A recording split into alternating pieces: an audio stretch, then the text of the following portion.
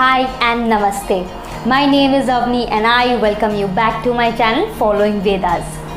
जिनको ये लगता है कि अग्निहोत्रों में जो हम घी डालते हैं उससे वायु प्रदूषित होता है तो प्लीज़ ये वीडियो आगे ना देखें। मेरा मोटो ये वीडियो बनाने का सिर्फ और सिर्फ यही है कि मैं दुनिया भर में पॉजिटिविटी लाऊं, वेदास के थ्रू लाऊं और आने वाली जो जनरेशन है उन्हें वेदास का नॉलेज दे पाऊं। आज हम वर्ल्ड्स वर्स्ट इंडस्ट्रियल डिज़ास्टर के बारे में बात करने वाले हैं जिसमें अभी तक यही नहीं पता चल सका है कि इसमें कितनों की जान गई है, पर इसमें कहा जाता है कि ऑलमोस्ट 5 लाख पीपल और more than 5 lakh people were exposed to poison. इतने सेंसिटिव प्लांट में इतना बड़ा लीक कैसे, इसके लिए कौन रिस्पॉन्सिबल है? क्या एक्चुअल में भोपाल वालों को न्याय मिला है? 2 फैमिली ऐसी थी जो एंड मौके पे उन्होंने अपनी और अपने परिवार वालों की जान बचा ली, लेकिन कैसे? स्टे ट्यून्ड, मैं आज आपको दिखाऊंगी प्रूफ्स के साथ कि एक्चुअल में उन्होंने अपनी जान बचाई तो कैसे बचाई। ये आपको मैं सिर्फ बोल के नहीं बताऊंगी, लेकिन मैं आपके सामने प्रूफ्स रख के आपको प्रूव करूंगी कि एक्चुअल में वास्तव में उनकी जान कैसे बची।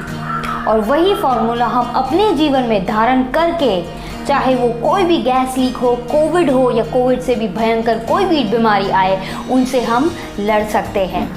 थंबनेल देख के आपको पता चल ही गया होगा कि आज जो हम बात करने वाले हैं वो हम फर्स्ट इंडस्ट्रियल गैस लीक इन भोपाल जो मध्य प्रदेश में हुआ था उसके बारे में बात करने वाले हैं। दिसंबर 2 और 3 के बीच की जो रात है जब ये घटना घटी थी, बीच रात में ही पॉइजनस गैस लीक हुआ था, मिथाइल आइसोसाइनेट मतलब MIC।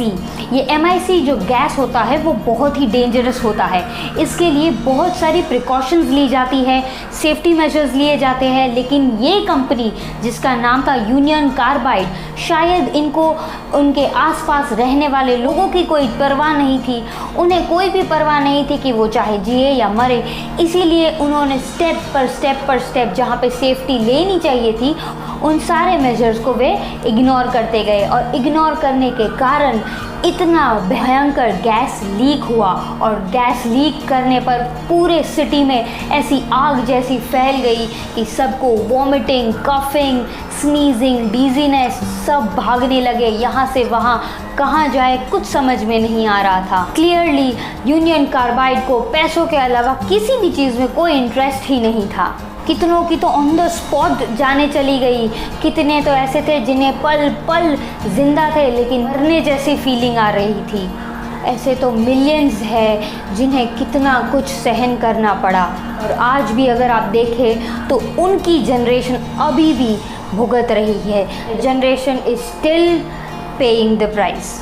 स्वामी दयानंद सरस्वती जी ने वेदों के आधार पर बताया है कि अग्निहोत्र यानी होमा यानी यज्ञ जो है वो अगर प्रत्येक घर में एटलीस्ट एक बार करे तो ना केवल वातावरण शुद्ध होगा पर अन्य ऐसा कोई भी डेंजरस गैस हो, वायरस हो, हम उनसे ईजीली मुक्त हो सकते हैं। अब जब भोपाल में MIC गैस चारों तरफ ऐसा फैल गया, ये बहुत ही पॉइजनस गैस होता है, ये गैस पेस्टिसाइड्स बनाने के लिए यूज़ किया जाता है।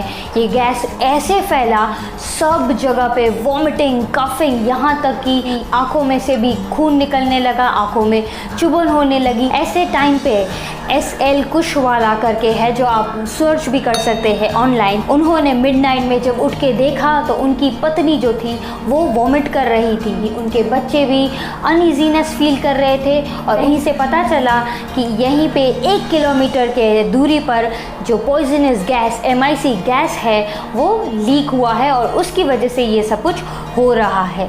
वो उन्होंने भी यही डिसीजन लिया सबके साथ कि हम भी यहाँ से कहीं दूर चले जाए, लेकिन उनकी पत्नी ने सोचा कि ये भागा दौड़ी में शायद ऐसा हो सकता है कि हमें कोई और हानि हो सकती है, इससे अच्छा है कि हम दयानंद सरस्वती जी का बताया हुआ जो अग्निहोत्र है जो वे हर रोज़ परफॉर्म करते थे, उन्होंने यही सजेस्ट किया कि क्यों ना हम यज्ञ चालू कर दें और बिना कुछ टाइम टाइम लिए उनकी फैमिली पूरी जो है वो यज्ञ करने के लिए बैठ गई। क्योंकि वे हर रोज़ यज्ञ करते थे तो उनके पास सारे सामग्री है जो चाहिए होती थी वो उनके पास अवेलेबल थी।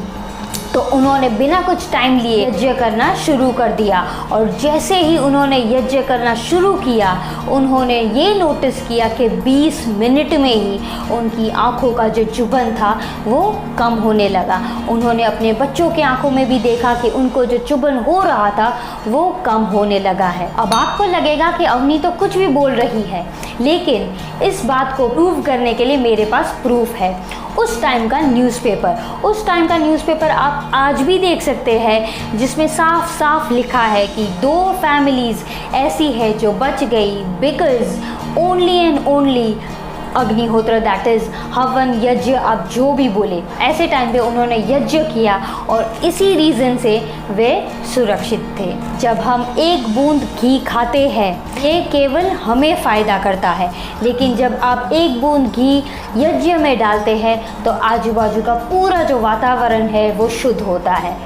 और अब तो साइंस भी ये मानता है कि यज्ञ के अनेक बेनिफिट्स हैं, और हम हमारी ही संस्कृति को भूलते जा रहे हैं। और ऐसा टाइम भी दूर नहीं है जब फॉरेन कंट्री में हमारी ही संस्कृति मानी जाएगी और हम शायद उन्हें देखकर उन्हें कॉपी करते हुए वही कार्य करेंगे, लेकिन हम हमारी संस्कृति को फॉलो नहीं करेंगे।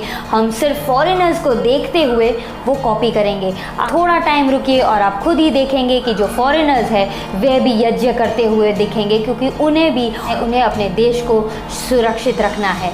जब हम कहते हैं हमारे एक के करने से क्या होता है, हमारे एक के करने से कुछ नहीं होता, लेकिन एक से शुरुआत ज़रूर होती है। तो आप कम से कम एक शुरुआत तो करें, उसके बाद धीरे धीरे सब करते जाएंगे और पूरा हमारा जो देश है वो ऐसे पॉइजनस गैस से कभी भी लड़ सकेंगे, ऐसे पॉइजनस वायरस से भी आराम से लड़ पाएंगे। हमें किसी को भी मास्क पहनने की ज़रूरत नहीं पड़ेगी, क्योंकि ऐसे वायरसेस हमारे देश में टिकेंगे ही नहीं। ये तो हमने सिर्फ एक वायरस देखा, ऐसे तो अनेक वायरसेस से हमें और भी लड़ना है। इसीलिए अपने बारे में सोचते हुए, अपने आने वाली जनरेशन के बारे में सोचते हुए यज्ञ एवरीडे करें, ताकि हमारी जो जनरेशन है, हमारी जो आने वाली जनरेशन है वो सुरक्षित रह सके। आई जस्ट होप कि जिन्हें ये लगता है कि यज्ञ करने से वातावरण प्रदूषित होता है, उनकी गलतफहमी मैंने प्रूफ के साथ सॉल्व कर दी होगी। Thank you so much for watching my video till the and. अगर आपको लगता है कि मैं थोड़ी सी भी मेहनत करती हूँ अपने वेदास को वापस लाने में और हमारी जो जनरेशन है या कमिंग जनरेशन है उनको वेदास की ओर लेके जाने में, तो please do like my video, जिससे मुझे मोटिवेशन मिलता है। Share it with all your friends and family, ask them to watch it till the end so that even they will be benefited. अगर आपको लगता है कि मैं मेहनत करती हूँ तो please do like, share and subscribe to my channel for such more videos. Thank you so much. जय हिंद, जय भारत।